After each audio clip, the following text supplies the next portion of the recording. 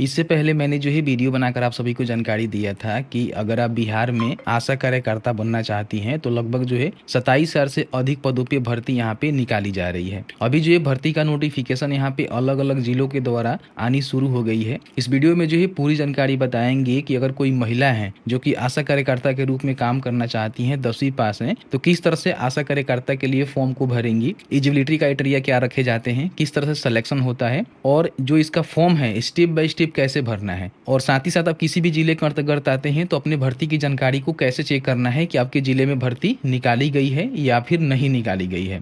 Video को शुरू से अंत तक लेकर जरूर देखिएगा। और आप में से काफ़ी सारे लोग ऐसे हैं जो कि अलग अलग जिलों से आते हैं, तो आप चाहें तो हमें बता सकते हैं कि आप जो है किस जिले से हैं, तो जैसे ही जिले की नोटिफिकेशन आएगा तो उस पर भी हम वीडियो बनाकर आपको जानकारी उपलब्ध करवाने की कोशिश करेंगे। जैसे कि देख सकते हैं कि अभी जो है आशा कार्यकर्ता के पदों पे जो भर्ती है ना, उसका नोटिफिकेशन यहाँ पे जारी कर दिया गया है, जिसमें बताया गया है कि कौन से ब्लॉक में और जैसे ग्रामीण क्षेत्र में आशा की कितनी वैकेंसीज है और साथ ही साथ जो शहरी क्षेत्र है ना वहाँ पे आशा की कितनी वैकेंसीज है। जैसे कि यहाँ पे देखेंगे बसंतपुर में देखेंगे तो 40 जो है पोस्ट रखे गए हैं, वो जो है ग्रामीण आशा कार्यकर्ता के लिए रखे गए हैं, और 13 पोस्ट यहाँ पे देखेंगे तो शहरी जो आशा कार्यकर्ता है ना उनके लिए रखे गए हैं।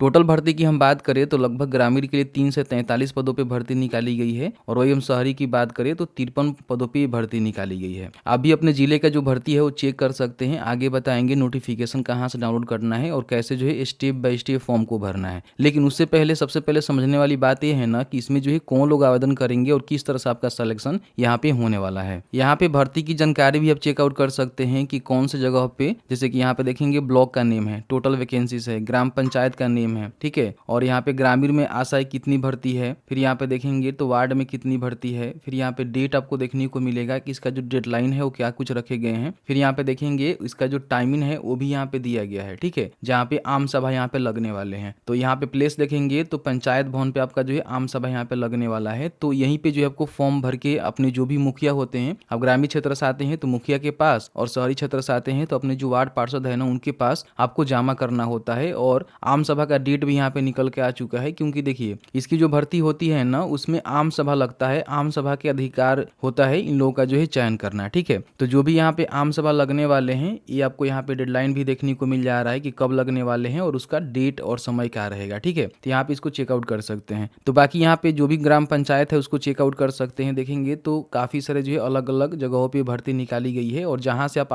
भर्ती निकाली गई है वहीं के पास स्थायी निवासी है तो फॉर्म को भर सकते हैं, ठीक है। नीचे आने के बाद इनकी अर्हता की हम बात कर ले तो इनके द्वारा बताया गया है कि अर्हता क्या होनी चाहिए, ठीक है। तो इस तरह से आप देखेंगे तो बताया गया है कि अगर मान लीजिए आप ग्रामीण क्षेत्र के अंतर्गत जो है फॉर्म भरना चाहती हैं तो आपके पास अर्हता क्या होनी चाहिए। बताया है कि शैक्षणिक योग्यता न्यूनतम 10वीं अथवा समकक्ष उत्तीर्ण होनी चाहिए। अगर आपने 10वीं पास कर लिया हुआ है तो आप यहाँ पे फॉर्म को भर सकते हैं। इस पे जो है केवल महिला ही फॉर्म भरती है, कोई लड़की है जिसका शादी नहीं हुआ है तो फॉर्म को नहीं भर सकती, ठीक है। बाकी उम्र सीमा की हम बात करें तो 18 से लेकर जो है 40 वर्ष के बीच में उसका उम्र होनी चाहिए, जिसके लिए निर्गत प्रमाण पत्र जो बोर्ड के द्वारा आपने 10वीं पास किया हुआ है ना वही यहाँ पे मैंडेटरी होता है, उससे ही आपका उम्र की काउंटिंग की जाती है। बाकी यहाँ बताया गया है कि संबंधित गाँव की अस्थायी निवासी होनी चाहिए। गाँव टोले की बहू हो या फिर विधवा बेटी हो सकती है, परंतु किसी भी परिस्थिति में अविवाहित लड़कियों का चयन आशा के रूप में नहीं किया जाएगा। यानी कि जहाँ भी भर्ती निकाली गई है वहाँ की आप बहू हैं या फिर विधवा बेटी हैं तो आप यहाँ पे फॉर्म को भर सकती हैं, जिसके लिए अंचल कार्यालय से निर्गत आवासीय प्रमाण पत्र भी आपको देना पड़ेगा। जन वितरण प्रणाली के जो भी विक्रेता के सरकारी या फिर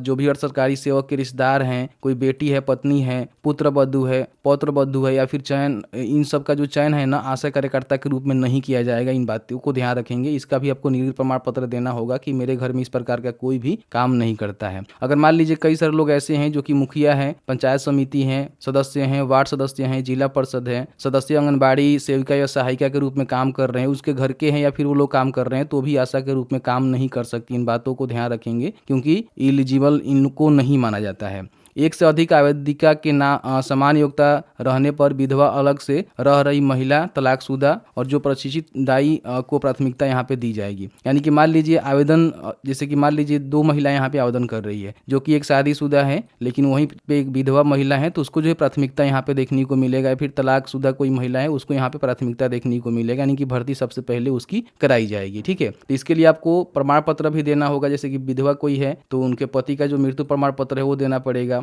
अगर प्रयोक्ता महिला हैं तो उनको मुखिया से निर्गत प्रमाण पत्र देना होगा। तलाकशुदा महिला हैं तो तलाकशुदा होने का प्रमाण पत्र देना होगा। और प्रतिष्ठित दाई हैं तो उनको ट्रेनिंग बर्थ अटेंडेंट का जो प्रमाण पत्र है वो उनको देना पड़ेगा, जिसपे उनको प्राथमिकता देखने को मिल जाएगा। वंचित समूहों को बेहतर सेवाएं प्रदान करने के लिए इन समूहों के उचित प्रतिनिधित्व सुनिश्चित किया जाना चाहिए। इसके लिए मुखिया के द्वारा निर्गत प्रमाण पत्र आपको देना होगा। और आवेदकों को शारीरिक एवं मानसिक रूप से स्वस्थ भी होनी चाहिए, इसके लिए भी मुखिया के द्वारा जो है प्रमाण पत्र आपको देना पड़ेगा। तो ये जो है शहरी के लिए नहीं बल्कि ग्रामीण के लिए आता है। बाकी शहरी का देखेंगे तो यहाँ पे शहरी के लिए बताया गया है कि अगर आपने 10वीं पास किया हुआ है तो फॉर्म को भर सकते हैं। 25 से लेकर 45 के बीच में आपका उम्र होनी चाहिए। उम्र जो भी आपके लिखित प्रमाण पत्र होगा, जैसे 10वीं का प्रमाण पत्र होगा उसके हिसाब से ही आपकी काउंटिंग की जाएगी। आवेदिका को जो भी संबंधित अस्थायी निवासी है जहाँ से भर्ती निकाली गई है वहीं के अस्थायी निवासी हैं तो फॉर्म को भर सकती हैं। आशा गाँव टोले की बहू होगी या फिर विधवा बेटी होगी, किसी भी परिस्थिति में जो अविवाहित लड़कियां हैं ना उनका सिलेक्शन यहाँ पे आशा के रूप में नहीं किया जाएगा। बाकी बताया है कि जनप्रतिनिधि जो भी वार्ड सदस्य हैं, मुखिया हैं, ठीक है, सरपंच है, उन सभी के घर के लोग या फिर उनके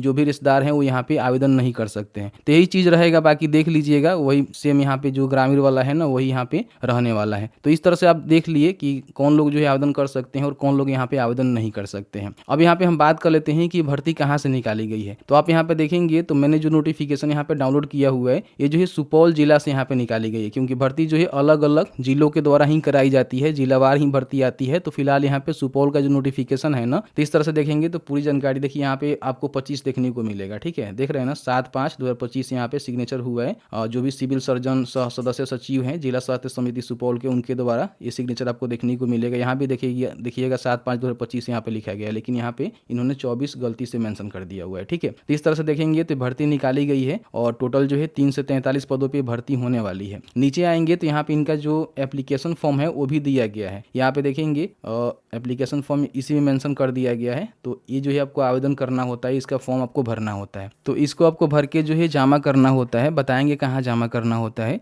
यहाँ पे जो भी पद का नाम है आपको लिखना है। तो यहाँ पे आपको आशा कार्यकर्ता ही लिखना होगा, क्योंकि आशा कार्यकर्ता के पदों पे भर्ती निकाली गई है। आवेदिका का नाम यहाँ पे लिखेंगे, जो यहाँ पे महिला फॉर्म भर रही है उनका नाम लिखेंगे, उनके पति या फिर अभिभावक का नाम लिखेंगे। जैसे कि मान लीजिए वो विधवा महिला है तो उनके घर में कोई गार्जियन का नेम दिया जा सकता है। शादीशुदा महिला है, उनके पति हैं तो उनके पति का नाम लिखेंगे। जिस केंद्र से आवेदन दे रही है उस केंद्र का नाम आपको लिखना होगा। देखिए, आशा कार्यकर्ता की जो भर्ती होती है ना, आंगनबाड़ी वार होती है या फिर मान लीजिए आपके गाँव वार होती है, वार्ड वार होती है। तो जिस भी आंगनबाड़ी केंद्र के अंतर्गत आप आती है उस केंद्र का नाम यहाँ पे लिखेंगे। पंचायत का नियम यहाँ पे आपको मेंशन करना है, अस्थायी पता, ग्राम, टोला, वार्ड नंबर, पोस्ट, जिला, यहाँ पे आपको मेंशन करना है। यहाँ पे एक फोटो आपको लगा देना है सेल्फ टेस्टेड करके। बाकी शैक्षणिक वक्त हम बताएंगे कि आप 10वीं कम से कम तो पास होनी चाहिए। अपर आपके पास कोई क्वालिफिकेशन है तो उसको भी मेंशन कर सकते हैं। यहाँ पे जन्म तिथि, जाति, आवेदिका गांव की बहू है या फिर नहीं है वो बताएंगे। उसके पास आवासीय प्रमाण पत्र है तो यहाँ पर संकलन आपको करना होगा, देना होगा कि हाँ वहीं के वो निवासी है। बाकी आवेदिका तलाकशुदा,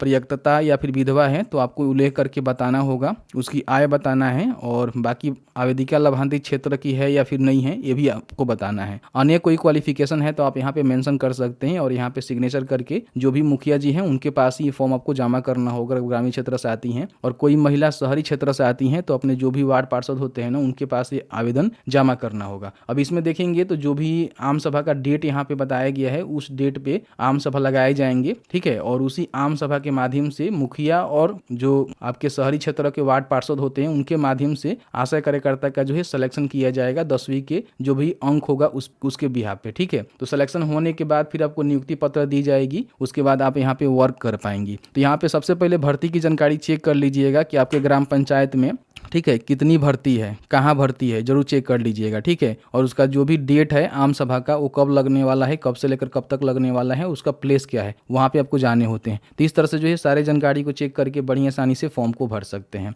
काफ़ी सारे लोग कहेंगे कि आपने जो है सुपौल का जानकारी दिया लेकिन मैं दूसरे किसी जिले से आता हूँ तो वो भर्ती कैसे चेक करूँगा। इसके लिए आपको जो है शिक्षाबिंदु.com यहाँ पे सर्च करना होगा। फर्स्ट में शिक्षाबिंदु.com का ऑफिशियल वेबसाइट देखने को मिलेगा, ओपन कर सकते हैं। आप चाहें तो umeshtalk.in पे भी आ सकते हैं, यहाँ भी आपको लिंक देखने को मिल जाएगा। देखिए यहाँ पे थोड़ा सा नीचे आएंगे तो लेटेस्ट जॉब्स में आपको देखने को मिल जाएगा, तो यहाँ से भी आप चेकआउट कर सकते हैं, या फिर शिक्षा बिंदु पे भी आपको लिंक यहाँ पे देखने को मिल जाता है। ठीक है, तो यहाँ पे देखेंगे बिहार आशा वर्कर वैकेंसी, लिंक नहीं मिल रहा है तो सर्च कर लीजिएगा, वीडियो के डिस्क्रिप्शन बॉक्स में भी लिंक दिया गया है, वहां से भी क्लिक करके आ सकते हैं। 27,375 पदों पे भर्ती निकाली जाएगी, क्योंकि मैंने अपडेट आपको दिया था, बताया था। ठीक है, तो अलग अलग जिलों में होगी, जैसे कि 375 भर्ती जो है सुपौल में निकाली गई है। इस तरह से देखेंगे तो अलग अलग जिलों में भर्ती यहाँ पे आती रहेगी, जिसके लिए आपको अप्लाई करना होगा। ठीक है, नीचे आने के बाद यहाँ पे देखेंगे ऑल डिस्ट्रिक्ट का वैकेंसी चेक करना चाहते हैं, इस पर क्लिक करेंगे तो सारे डिस्ट्रिक्ट का जो पोर्टल है ना आपके सामने यहाँ पे खुल के आ जाता है। जैसे कि हमने जो है सुपौल की जानकारी आपको दिया हुआ है, तो यहाँ पे हम सुपौल का जो ऑफिशियल पोर्टल है उसको खोल के आपको दिखाएंगे। देखिए ये वाला सुपौल का पोर्टल है, ओपन करेंगे और यहाँ पे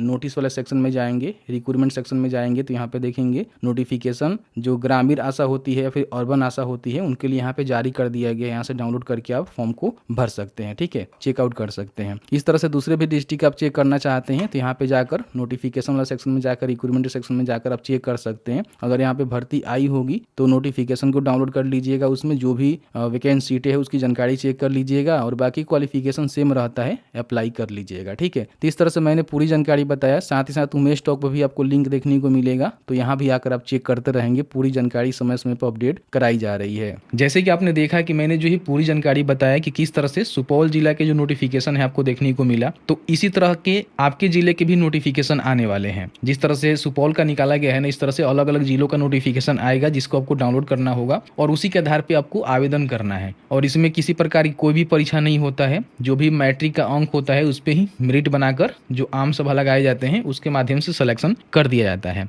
इसमें प्रमुख रूप से जो मुखिया होते हैं वो ग्रामीण के लिए हेड होते हैं, और जो शहरी क्षेत्र में वार्ड पार्षद होते हैं ना वो यहाँ पे हेड होते हैं, जिनके माध्यम से भर्ती कराई जाती है।